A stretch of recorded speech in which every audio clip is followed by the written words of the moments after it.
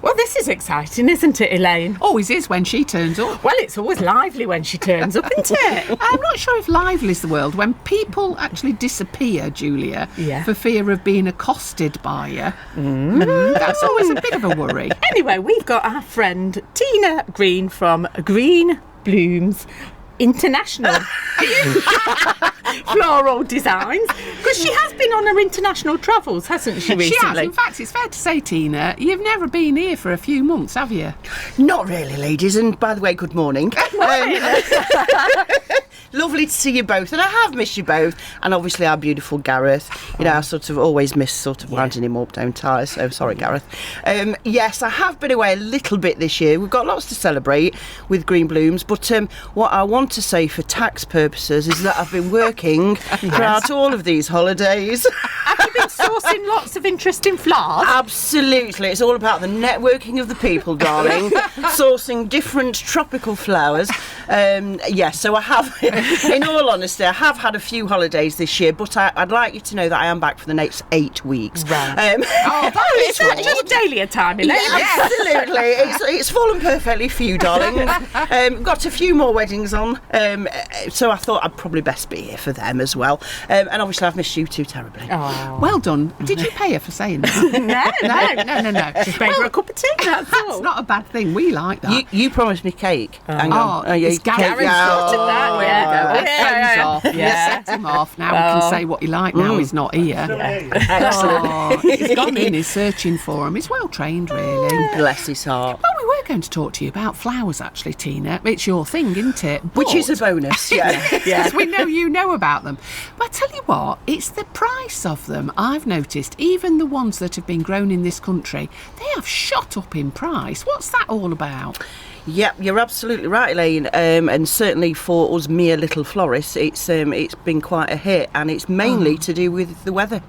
The rain everywhere across the world has been pretty phenomenal. So my regular wholesalers, J. Van Vliet, they have put out a bit of a warning, and literally every couple of weeks, these past few weeks, all to do with the rain.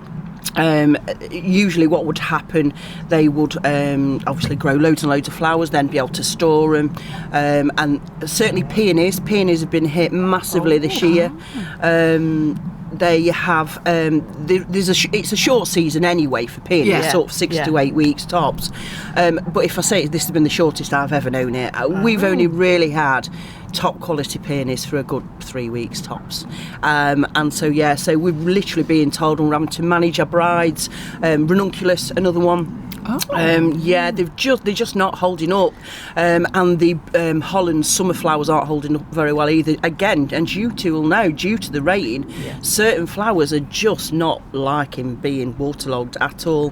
For me at the moment, it's just about managing expectations with brides. It's very difficult when we're doing quotations years and years in advance. We don't know what can come, and it was all the same with COVID as well.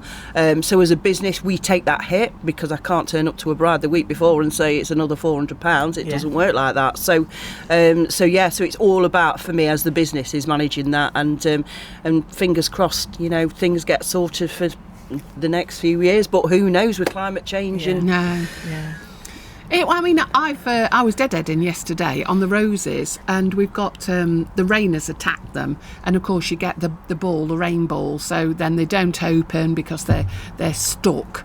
And I just feel really sorry for people, because if they have got a wedding or a big occasion and you were growing them for that occasion, you'd be gutted. And the zinnias, Julia, I was looking at them this morning. I was wondering if we should. About 8 inches high. I was wondering again if we could resow them, because mine are dreadful. But there are some things that are actually loving it. As we've mentioned before, the astrantias seem to really love this weather.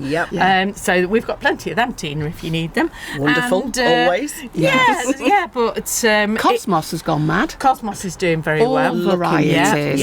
Looking beautiful here, ladies. Really and what about your snapdragons, Julia? Tina's already had a look at them, and I'm quite proud of them. I mean, to be honest, I stepped them off in the polytunnel as a bit of an experiment to see how they grew because it was the first year I'd grown the really tall ones. So I wanted to see, by pinching out the heads, how they grew differently to the ones that I didn't. And it's been quite an experiment, but I can promise Tina lots of snapdragons. They are looking absolutely stunning. I've got to say, my eyes lit up the minute I saw them, because for me, in my business, I will use them a lot, and I use them daily, whether in a normal aqua presentation box, but within bridal bouquets. They are just amazing, and the colours as well. Yeah, the colour variety is just there, and I'm just looking at the burgundy now, and it really, they're just so beautiful. Yeah. Well done, bravo, Julia. Well done, Julia. Bravo, darling. Well done. New experiment. I'll tell you what, though.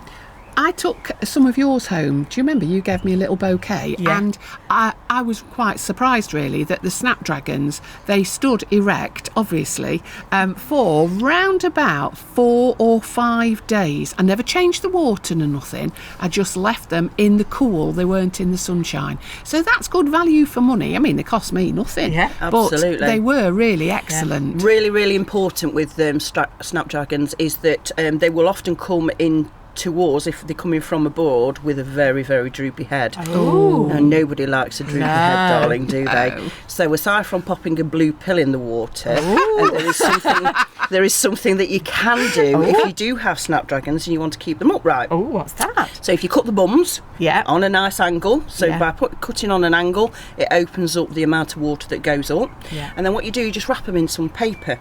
So just wrap them in some paper, which will naturally keep them upright.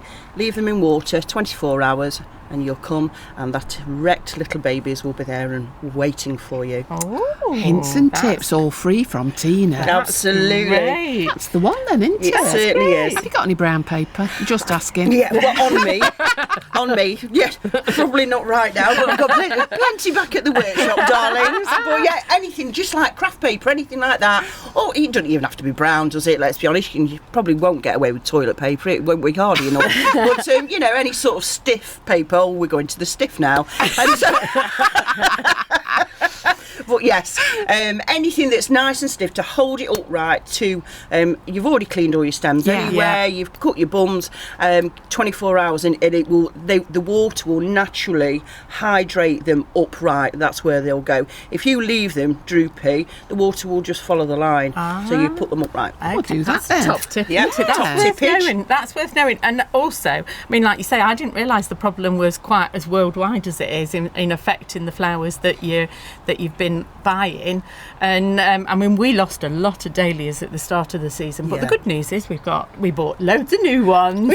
I'm so excited. Oh my gosh. Has it made a difference with coming out of the EU and all that malarkey? I have no doubt. Don't get my husband started about Brexit, right. please. No. It's not something we can discuss in our house.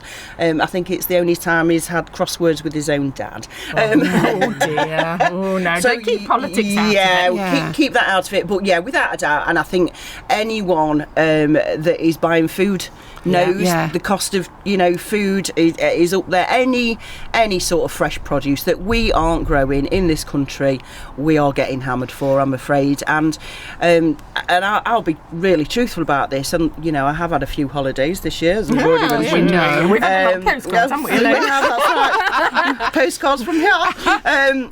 What I will say is that I genuinely don't believe that some of the food that we actually get sent from abroad is that good either. You go and have a tomato in Spain, it tastes different, what I mean? Yeah. Don't get me wrong, you guys grow it here and this is how it should be, but when we're importing stuff that we can actually do ourselves, what do we expect? We're paying 3 times as much for much inferior quality, in my opinion. So certainly for me, working with you guys, certainly throughout the summer and even further with the polytunnels of Julia's, it's so much better for me, better for the environment, better for costing, better for business, buy, grow locally, for everything as we possibly can. Yeah. When I'm Minister for Allotments... Oh, yeah, do you know about her campaign? No. Oh, she's standing for election. Are you, darling? Yeah.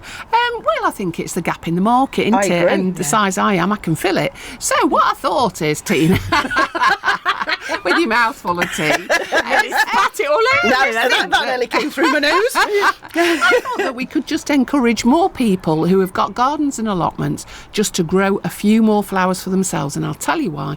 Because when you walk up somebody's path with a bouquet of flowers, however they might have been cobbled together, everybody's really happy and a smiley face. When you take them the third bag of runner beans, they tend to lock the door. So all I'm saying is, it's good for everybody. It's a feel-good factor, isn't it? 100%. And I've got to be honest, it is my favourite part of the day, is the deliveries. You know, there is never, ever, and I will say this hand on heart, in the 8 years I've been running the business, there's never anyone that's not happy to see me, you know. Until you come up here. Exactly, that's right. Well, until I go home and I see my husband, that face drops a bit. But, you know. Only joking, Mr. G. Yeah, so it's a joy. It's a joy. You know, flowers are a joy. They're a gift, and they're that link to nature as well. And certainly, if someone's unwell, can't leave the house. You know, the fragrance, everything about it, the colours, everything. You know, it's that link to nature, and it just reminds people that actually, this too shall pass, and you will get through this, and you will get out and about again. And certainly the get well soon ones, all the sympathy bouquets are very much my favourite ones, because it's a reminder for people that life will get better. And it certainly got better today, because we've had Tina from Green Blooms. It don't get any better when Tina comes, does it? I don't know. I think How much are you paying me later? I was going to say How much did we agree to? Thanks for coming in, Tina. Lovely to see you all. Can we search you before you leave? Absolutely. No doubt. You'll nick the flowers. You'll find the odd snapdragon, an erect one hidden somewhere. Help yourself. Subscribe to the Plotcast now. Search Potty Plotters Plotcast on Spotify or Apple Podcasts and click follow to never miss an episode.